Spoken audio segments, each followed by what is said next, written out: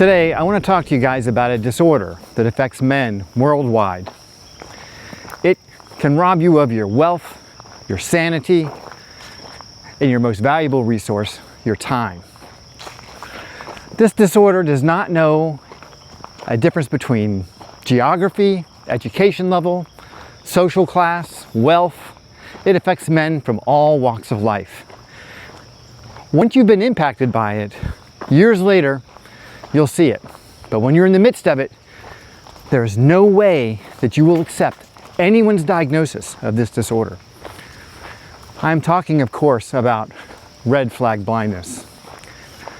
Red flag blindness is particularly diabolical because not only are you blind to the red flags in your relationship, but you're also blind to the fact that you're blind to the red flags. Even your best friend can tell you about the red flags and you will not believe him. So today I want to talk to you about red flag blindness in general. I'm going to give you a couple examples of that I've seen recently and what you can do about it, how you can protect yourself. This is Life 2.0. Let's talk about it.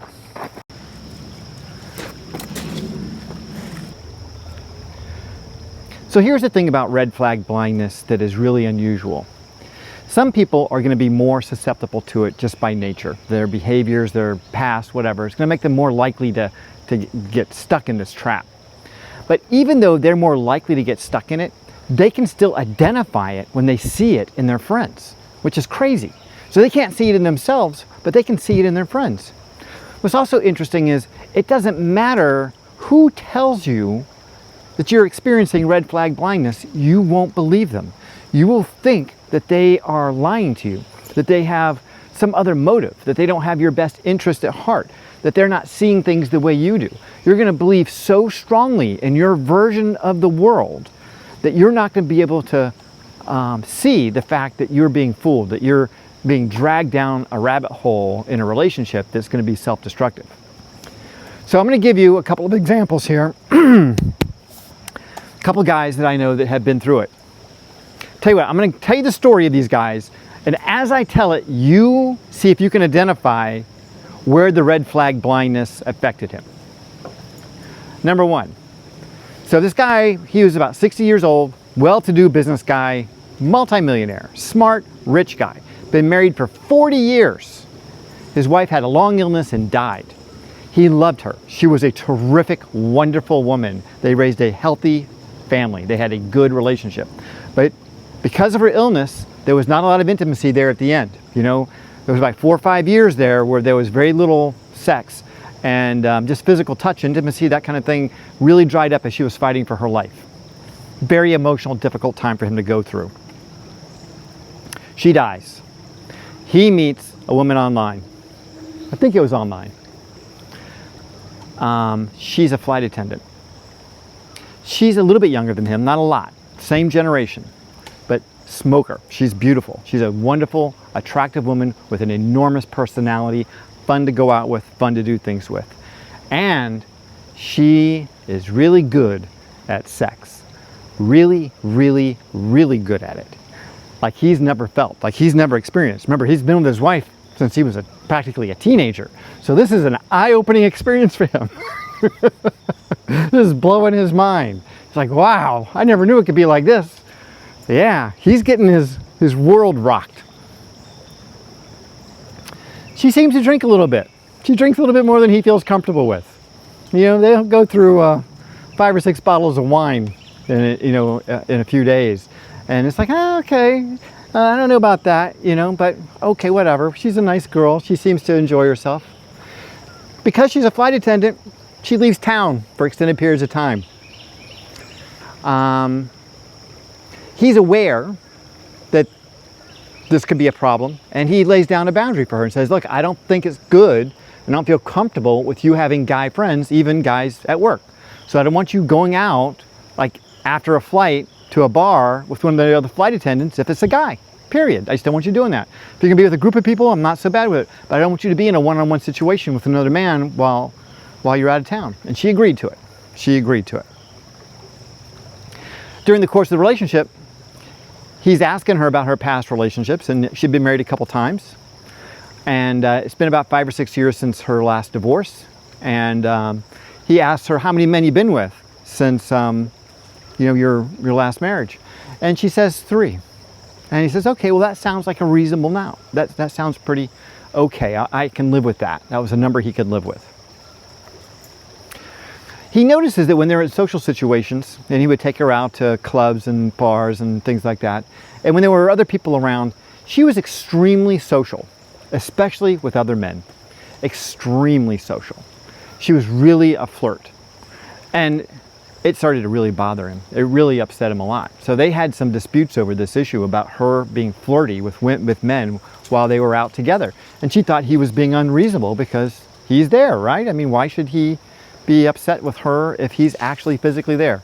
But that became an issue in their relationship. After a couple years in this relationship, for whatever reason, this woman decides to come clean. And she says that she had had more than just 3 lovers between relationships. And so they got into that conversation. And like, if she had made it her job to have sex with men, I don't know if she could have had much more. I mean, she had a lot of past lovers, more than she could count, more than she could name. This was very upsetting to him. You know, he was very disturbed and upset by this. But it wasn't a relationship deal breaker for him at this point. The red flag blindness is still there. Until one night, they're out at a bar, and they're having dinner at the bar. And another couple sits in the bar next to them. And sitting next to her is the other guy. And he's a young guy with his young wife. And they're there to have dinner just like them, but they're all sitting at the bar. And she starts chatting him up. And one thing leads to another, and it seems like they're having an engaging conversation. My guy is losing his mind. He's furious. He's fuming. He's fuming. And then the other guy's wife walks around our 2 new couple here, the young guy and his girlfriend, and she says to my guy, hey, I think your wife just told my husband that he has beautiful eyes. And that was the cold water that finally hit him in the face and made him realize this was a huge, enormous red flag, and it was not going away. He got up and walked out of that bar, and their relationship pretty much ended shortly thereafter. That was sort of like the straw that broke the camel's back. All right, so you've heard the story. Hopefully you've been taking notes. We'll go back over it in a minute or two. We'll talk about some of the red flags, but you can see that there are red flags all over this thing. And of course, this poor guy, you know, he'd been in a relationship for 40 years. He was out of the game for a long time. So he was like a babe in the woods. He had no idea what he was getting himself into. All right, let's talk about the next one.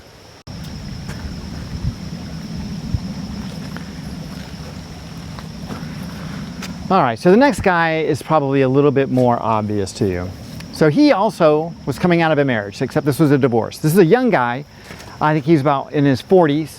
He's a doctor. The woman that he divorced, he looks back on now and thinks of her as being the love of his life. Like, she was an extraordinary woman. And I think that he probably cheated on her or something like that, because I think he really regrets the divorce a great deal. But so he's coming out of this relationship, and I think he's a little bit heartbroken. And rather than just going on the dating apps, he's got lots of money. He's a doctor. He decides to hook up with an escort, a pro in Vegas. Yeah. Anyway, so he likes her. She's good. She's really good. And they seem to hit it off. She's like a Ferrari. You know, I mean, she's not just an attractive woman. She's like someone that stands out in a crowd. Like, you can see this woman. I've seen pictures of her. You can see her from a mile away. Like, she is smoking hot, like the kind of person that you had on a pinup. You know what I mean? She had the boobs, the butt.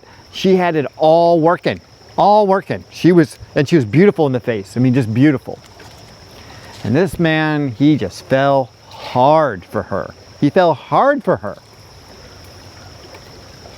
She had an OnlyFans channel. Like, she was in the sex trade 100%. She was doing it all in. she was making a ton of money at it too, because she was so hot. I mean, she was making $30,000, $40,000, $50,000 a month some months. I mean, this woman was raking money in. Now, he's a doctor. He makes a lot of money too. He doesn't want her to be involved in all this stuff anymore. He wants her to leave the, the family business. So he's got to provide for her at a level that's pretty extraordinary. Most guys would not be willing to provide for, But he does. He buys her a house, and he pays her a lot of money every month. Now, he lives in another part of the country. He doesn't live in Las Vegas, so he's got his own house somewhere else. And he travels back to Las Vegas all the time to see her. Now, since it's just like a weekend kind of relationship, even though he's paying an awful lot of money, it's still a ton of fun for him, because she's not at home interfering with his world and his life. And the commitments to her are financial and physical and sexual. And even though he's kind of falling in love with her, getting away gives him that opportunity to have some perspective, he thinks. Well, one thing leads to another, and she gets pregnant. Yeah. Now the dynamics have changed on this thing a lot, The dynamics have changed a lot. During the course of this relationship, he's learned that she had a pretty rough upbringing. Big surprise, right? Trailer park girl, physically abused, probably traumatized many times during her life. Definitely has a chip on her shoulder about making it herself, Going into the sex trade was definitely a way for her to declare her independence. He found some things to admire about her moxie, but at the same time had some real issues with the way she applied it. He tried to buy her a business so that she could do something else, try to get her like a nail salon or something like that, so that she could have a legitimate way to make a living into the future. Because he could see that, being in the sex trade has a limited lifespan. It's like being a professional athlete. You can only go for so long. Once you hit your mid-30s, 40s, yeah, you're pretty much out of the game. I mean, even Tom Brady had to retire. So, not that he was in the sex trade, but you know what I mean. Anyway, they had the baby. She's got her own house. He bought another house there in Las Vegas. Now he's got 2 houses in Las Vegas. So he's spending more and more time there. It's never enough time for her, He's paying for child care, for maid services, for caring for this house, paying the mortgage on this house, the utilities on this house, and giving her $10,000, $15,000 a month in spending money in Las Vegas. Yeah. A couple years later, there's a second baby. Yeah, so now we got two kids. And he loves them. He loves the kids, He's got 2 boys, and he's all in on them. Like, he is all in on these kids. And as it turns out, she's not that bad of a mother. She's actually a really good, loving mother, and he feels pretty confident in her ability to raise these kids. Well, their relationship starts to hit the rocks. She's wanting more and more from him, and he's feeling like maybe the relationship isn't where it needs to be. She's not the quality of a woman that he really had hoped for, that that deeper connection just isn't there. The physical connection is wonderful, and they have a nice banter, a nice sense of humor with each other. They enjoy each other's company. They're good at parties. They love going out. But when you get to the deeper stuff, it's just not there. There's no connection. And so now he's in this relationship with this woman, with these 2 children. He is completely financially supporting this entire unit, including the kids. As it turns out, in Nevada, being a sex worker is not a negative thing in the eyes of the court. Yeah, it's okay if you're a prostitute and you're raising your children. Who knew? Who knew? Anyway, he would like to get custody of the children, but he is afraid it's going to cost him an awful lot, because he's been providing for her at a very high level. It would also then create some divisions in their relationship and make it difficult on the children. They never did get married, so he doesn't owe her any alimony, but the child support he would have to pay anyway. So he's like, I'm just gonna leave things as they are in this current situation. They have broken up, and he has moved on to other relationships. But go back over your notes now. Where are the red flags? And you can see the similarities here. So in our first case, our guy comes out of a 40-year marriage, wife dies, he's emotionally vulnerable. When you're in that state of mind, you got two serious problems going on. One, the physical neediness and the emotional neediness that are going together, really. That's one problem. You got this needy energy. You know, you want sex, you want intimacy, you want to have that connection. It's really easy when you're in that needy state of mind to overlook a ton of red flags, to have that red flag blindness kick in. Because when you find an attractive woman who is giving you attention, it's scratching those itches. You know, you're like, ah. And you're so desperate for it, it's so easy to fall into that trap. But then there's also this prove it level of neediness, where you are wanting to prove it to yourself that you still got it, that you can still attract a beautiful woman, that you have what it takes to find that person that you really want in your life. Both of these guys kind of had that going on. You know, the first guy, after the death of his wife, 40 years of marriage, he was just getting back out there, first time since he was in his early 20s.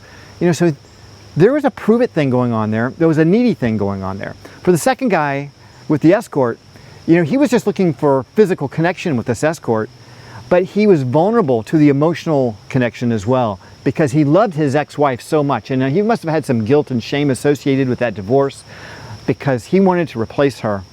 He really wanted to replace her. And this escort was a reasonable facsimile. Plus, her hotness was off the scale. Like, this is beyond, she was cartoonishly pretty. You know what I mean? It was like, they just don't make people like that. You know what I mean? She was just beautiful on a level that is just not common. It's like seeing, a real unicorn in the real world. Like, you just don't see that. They just don't exist. That's the kind of beautiful she was. Movie star, beyond movie star beauty. Anyway, he was taken in by that attraction, and he mistakenly believed that his physical attraction to her and their ability to have fun together was real. The fact that she was an escort means that she was a pro. You know what I mean? It'd be like if you went to a pickup basketball game and you had the retired Michael Jordan on your team, and nobody on the other team knew who he was. They were all too young to know who he was, And he's just scoring like 90 points on the other team. And everyone's like, who the fuck is this guy? Where'd you get this guy? Yeah, she's like that, She's a ringer. She's a ringer. She is going to play this game at a different level. She knows all the tricks. She knows how to make the shots. She knows how to perform. She knows what to say, what to do. Not just the physical aspects of sex, but all the seduction. She's been through it all hundreds and maybe thousands of times. She knows what makes men tick. With a woman like that, you are completely vulnerable. You are completely vulnerable. She has you by the short ones before you even realize it. She's just making eye contact with you intentionally, and she's melting you, and she knows it. She has the ability to manipulate you, and she knows it. She knows she's got you from the beginning. She knows how beautiful she is. She's been told 1,000,000 times. She understands how her beauty has power, and she can use that power to control you, and she will. All right, back to the first guy. So, started having sex way too early. Didn't know her that well. Jumped right into the sack. She's a flight attendant, which is like a pro. She was really good at her job. She knew what to do. She was playing the game. There was a financial disparity between the two of them. This guy's a millionaire. She's a flight attendant. Another huge red flag. Opportunity there. You gotta remember, women play this game from fear. They come from a fearful place. So when you're out there playing for fun, you're a recreational player, she's playing for survival. She's playing with all the chips on the table. Completely different motivation, completely different outcome. You need to see that.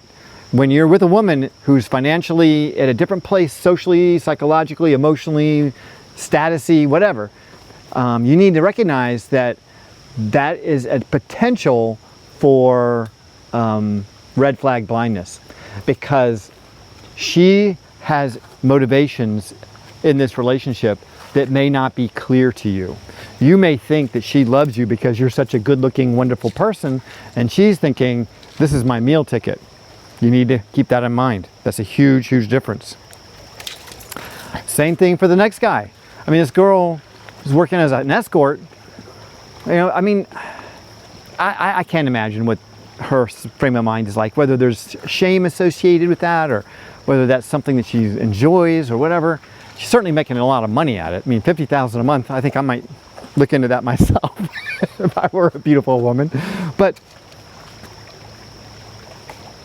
I think there's got to be some lack of self-respect. You know what I mean? At the deepest level, when you are trading your body and you are pretending to be an emotional connection for men day after day after day, a new man, a new man, a new man,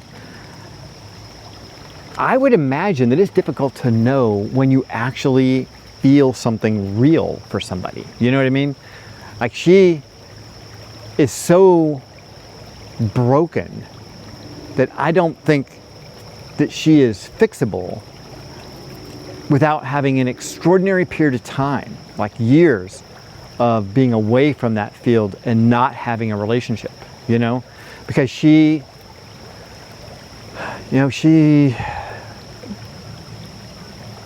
uses love as a way to make a living.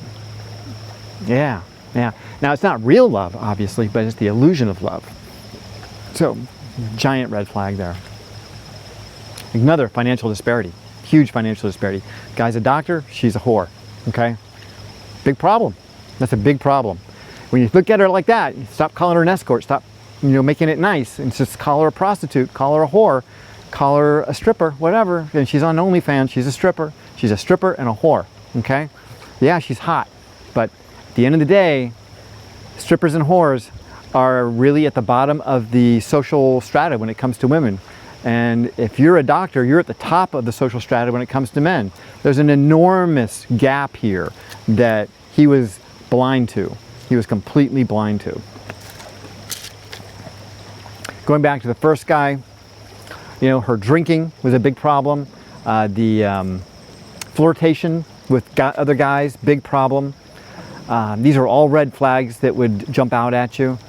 Her lying, right when she came clean about her past lovers, that was right there. That was a reason to get a cold glass of water in the face. Like, that was it. That was the wake-up call, man. You got to bail out of that. Actually, probably when they first started having sex and she was so smoking good at it, she was so good at it, like, that should have been this is interesting. Maybe it's just his lack of experience. But, that's sort of that's definitely a yellow flag, when she's taking the lead, she's showing you how it's done. You're not a teenager anymore, Anyway. But when she started lying to him, when she came clean on the lie, just because someone tells you the truth after they've lied, it doesn't erase the lie, okay? I mean, you can give them some credit for telling you the truth at some point, but the lie still exists. The lie was told with intention, and you've got to look behind that intention. And for her, once again, fear is the motivator. She's playing for keeps. He's playing for fun. She's going to do anything and everything she can to win, and he's just trying to have a nice time, different game. Can't trust women in that situation. Back to our second guy, started having babies. Whew, now things are getting really heated and heavy with them. That's a whole nother world, because now you're a family. Whether you like it or not, you are a family man. And the woman of the house is not exactly the woman you had in mind, She is a prostitute, she is a stripper, and now she's the mother of your children. That's a tough one. That's a tough one, because you do not want her going back to that business. You do not want those boys to find out what their mother was. You need to create the illusion of her being a reputable, good woman.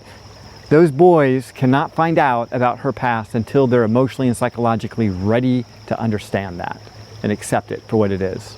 Not that you lie to them forever, but you certainly don't tell them the truth early on, So now our doctor is in a position where he really needs to support her almost indefinitely, certainly until these boys are grown and gone. And he's putting them through school. He's paying for private schools for them. He's probably paying out on the order of $300,000 a year to maintain that life for those kids and her in Las Vegas. Yeah, so he's paying an enormous price. Now he's moved on with his personal life and he's meeting other women and he's dating other doctors and stuff like that. But he's paying an enormous price for his red flag blindness, you know? And it got way more complicated than he ever could have imagined. So I may have missed some things. I'm trying to talk off the top of my head, remember all of this stuff as I go forward. But if you guys saw some red flags that I was blind to that I didn't point out here, please mention them in the comments in case I missed something, just so that we can kind of get them all out there on the table, because I'm sure there are others that you guys are seeing that I'm not bringing up. My point here, obviously, is that it's very easy for smart, good-looking, wealthy, successful, mature men to suffer from red flag blindness. It starts when you are vulnerable.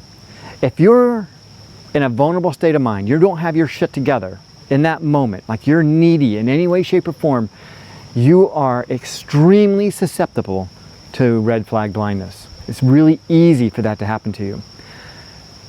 For young guys who lack experience and have that neediness just because of their age and their hormone status, you got to look at it the same way. You got to look at it the same way. You are in a needy, vulnerable situation. If you're a guy who's just been without a woman for a long time and you want one, you want a woman in your life, you got to think about that as a neediness.